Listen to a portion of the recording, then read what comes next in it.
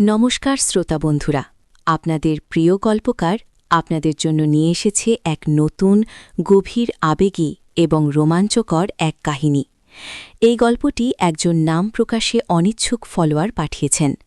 আপনাদের অনুরোধে আমি এমন গল্প নিয়ে আসি যা আপনাদের মনে দাগ কেটে যায়, যা আপনারা ভুলতে পারেন না। এই গল্পটিও তার ব্যতিক্রম নয়। আজকের গল্পটি শুরু হচ্ছে এক রাতের বাসে, একটি সাধারণ রোজকার যাতায়াতের রাতের বাস। কিন্তু এই সাধারণ রাতের বাসে লুকিয়েছিল এক অসাধারণ, এক নিষিদ্ধ প্রেমের হাতছানি। গল্পের গভীরে প্রবেশ করার আগে আমি আপনাদের কিছু কথা বলতে চাই। আমি জানি আপনারা আমার গল্প ভালোবাসেন, আমার উপস্থাপনা আপনাদের মনে আশা জাগায়। আপনারা আমাকে সাপোর্ট করেন, সাবস্ক্রাইব করেন। আপনাদের এই ভালোবাসায় আমাকে আরও ভালো গল্প বলতে অনুপ্রাণিত করে। আজকের গল্পের কোনো এক ফাঁকে আমি আমার ব্যক্তিগত আইএমও নাম্বারটি দেব। যারা আমার একান্ত ব্যক্তিগত জীবনের আরও কাছাকাছি আসতে চান, আমার সাথে সরাসরি কথা বলতে চান, তারা পুরো গল্পটি মনোযোগ দিয়ে শুনুন। নাম্বারটি পেতে হলে আপনাকে পুরো গল্পটি শুনতে হবে। আচ্ছা, এবার শুরু করা যাক আমাদের গল্প। গল্পের শুরুটা ছিল এমন। গরমকাল, তবুও রাতের বেলা হাওড়া থেকে শিলিগুড়ি যাওয়ার বাসে বেশ ঠান্ডা লাগছিল। শীতাতপ নিয়ন্ত্রিত বাস, কিন্তু আমার ভেতরে যেন অন্য এক ঝড় বইছিল। রাতের বাস, আধার, চারপাশ নিস্তব্ধ, শুধু ইঞ্জিনের হালকা গুঞ্জন। আমি জানালার পাশে বসে বাইরের নিয়ন আলো আর অন্ধকারে মিশে যাওয়া গাছপালা দেখছিলাম। আমার পাশে কেউ ছিল না, সামনেও খুব বেশি যাত্রী ছিল না, কিন্তু আমার মন উড়ছিল অন্য কোথাও। আমি রীতা, একজন গৃহবধূ। আমার বিয়ে হয়েছে প্রায় 10 বছর। আমার স্বামী অনিক, ভালো মানুষ, কিন্তু জীবনটা কেমন যেন একঘেয়ে হয়ে গিয়েছিল। প্রতিদিন একই রুটিন, সকালে ওঠা, সংসার সামলানো, অনিকের জন্য খাবার তৈরি করা, তারপর আবার সেই একঘেয়েমি। সেই একঘেয়ে জীবনে রং আনতে, বা বলা ভালো, সেই একঘেয়েমি থেকে মুক্তি পেতে আমি ঠিক করেছিলাম একা একা একবার শিলিগুড়ি যাব, বাপের বাড়ি যাব। এটা আমার একার সিদ্ধান্ত ছিল।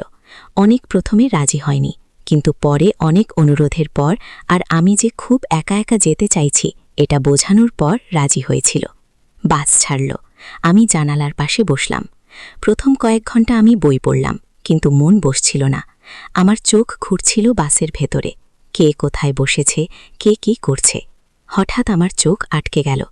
প্রায় মাঝামাঝি একটা সিটে ডান দিকে আমার থেকে 2-3 সারি আগে বসেছিল একজন পুরুষ।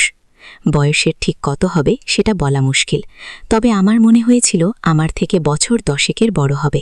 লম্বা, ছিপছিপে করণ, পরনে একটা সাধারণ শার্ট আর জিন্স, কিন্তু তার মধ্যে এমন কিছু ছিল যা আমাকে চুম্বকের মতো টানছিল।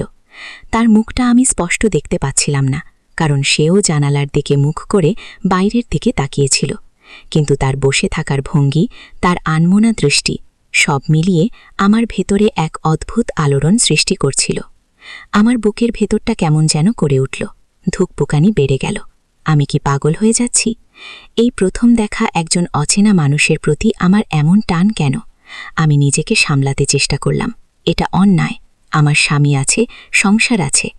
এসব ভাবনা আমাকে নিজের মধ্যেই গুটিয়ে নিল।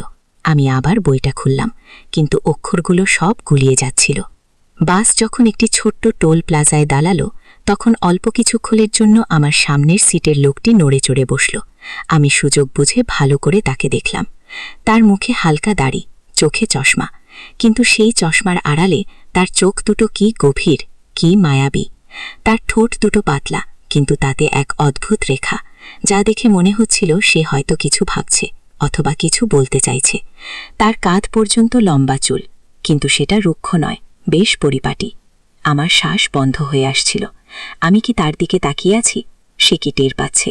আমি তাড়াতাড়ি জানালার দিকে মুখ ফিরিয়ে নিলাম, কিন্তু আমার সমস্ত মনোযোগ তখন তার দিকে।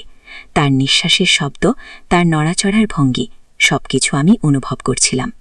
পরবর্তী কয়েক ঘন্টা কেটে গেল এক অদ্ভুত নিস্তব্ধতায়। আমি তার দিকে তাকাচ্ছি, আবার তাকাচ্ছি না, শুধু অনুভব করছি তার উপস্থিতি। মাঝে মাঝে মনে হচ্ছিল সেও হয়তো আমার দিকে তাকাচ্ছে, কিন্তু আমি সাহস করে মুখ তুলে তাকাতে পারছিলাম না। সেই ভয়ের সাথে মিশে থাকা এক তীব্র আনন্দ। এই অনুভূতিটা নতুন, এই অনুভূতিটা নিষিদ্ধ, কিন্তু এই অনুভূতিটাই আমাকে পাগল করে দিচ্ছিল। একবার যখন আমি বাসের ভেতরের লাইট বন্ধ ছিল, শুধু বাইরের আবছা আলোয় আমরা চলছিলাম, তখন মনে হলো সে আমার দিকে তাকিয়েছে, খুব অল্প সময়ের জন্য। কিন্তু আমার মনে হলো তার দৃষ্টি আমার চোখে এসে পড়েছে। সেই দৃষ্টিতে কি কিছু ছিল, নাকি পুরোটাই আমার মনের ভুল? আমি আবার দ্রুত মুখ ফিরিয়ে নিলাম, কিন্তু সেই মুহূর্তটা আমার মনের ভেতর এক গভীর রেখা এঁকে দিল। ভোরের আলো ফুটতে শুরু করেছে, বাস প্রায় গন্তব্যের কাছাকাছি। আমার বুক ভাঙছিল। এই অচেনা টান, এই নিষিদ্ধ আকর্ষণ, সব কি তবে এখানেই শেষ হয়ে যাবে? আমি তাকে আর কখনো দেখতে পাব না? তখনই ঘটল সেই ঘটনা। বাসের টিকিট চেকার, একজন বয়স্ক লোক, তার কাজ করছিল। সে আমার সামনের সিটের লোকটির কাছে এসে টিকিট দেখতে চাইল। লোকটি পকেট থেকে টিকিট বের করল। আমি সুযোগ বুঝে আবার তাকে দেখলাম। টিকিট দেওয়ার সময় তাদের মধ্যে কিছু কথা হলো। আমি স্পষ্ট শুনতে পাচ্ছিলাম না, কিন্তু তাদের হাসি মুখ দেখে মনে হচ্ছিল তারা একে অপরের পরিচিত। টিকিট চেকার যাওয়ার পর লোকটি আবার জানালার দিকে মুখ ফেরাল, কিন্তু এবার তার মুখটা ছিল আরও আনমনা। আমার মনে হলো সে যেন কিছু খুঁজছে। আমার ভেতরের সমস্ত ভয়, সমস্ত দ্বিধা যেন নিমেষে উধাও হয়ে গেল। মনে হলো এই সুযোগ আমাকে নিতেই হবে। আমি ধীরে ধীরে, খুব সাবধানে আমার সিট থেকে উঠে দাঁড়ালাম। আমার পা কাঁপছিল, বুকের ভেতর হাতুড়ি পেটানোর শব্দ। আমি তার সিটের দিকে এগিয়ে গেলাম। সে তখনও জানালার দিকে তাকিয়ে। কাছে গিয়ে আমি ইতস্তত করছিলাম, কি বলবো, কিভাবে বলবো। ঠিক তখনই সে ধীরে ধীরে আমার দিকে মুখ ফেরাল। তার চোখে সেই গভীর মায়া, সেই চশমার আড়ালে লুকানো দৃষ্টি। সে আমার দিকে তাকিয়ে রইল, আমি তার চোখের দিকে তাকিয়ে রইলাম। আমার মুখ দিয়ে কথা বেরোচ্ছিল না, শুধু আমার হৃদস্পন্দন, আমার নিঃশ্বাস, সব যেন তারই দিকে ইঙ্গিত করছিল। তারপর সে তার ঠোঁটে আলতো হাসল। সেই হাসিটা ছিল গভীর, মায়াবী, আর আমার সমস্ত দ্বিধাকে ভেঙে দেবার মতো। সে কিছু বলল না, আমি কিছু বললাম না, শুধু তার দৃষ্টি আমার চোখে, আর আমার দৃষ্টি তার চোখে। গল্পের এই সময় আমি আপনাদের একটি কথা বলতে চাই। যারা আমার একান্ত কথা শুনতে চান, যারা আমার মনের গভীরে উকি দিতে চান, তাদের জন্য রয়েছে একটি বিশেষ সুযোগ। আমার IMO নাম্বারটি আমি খুব শীঘ্রই দেব। এই নাম্বারটি পেতে হলে আপনাকে এই গল্পের পরবর্তী অংশটুকুও শুনতে হবে। আমরা তখনও একে অপরের দিকে তাকিয়েছিলাম। সেই নীরবতা, সেই দৃষ্টি বিনিময়, আমার মনে হচ্ছিল যেন অনন্তকাল ধরে আমরা একে অপরের দিকে তাকিয়ে আছি। তার চোখে আমি কি দেখেছিলাম?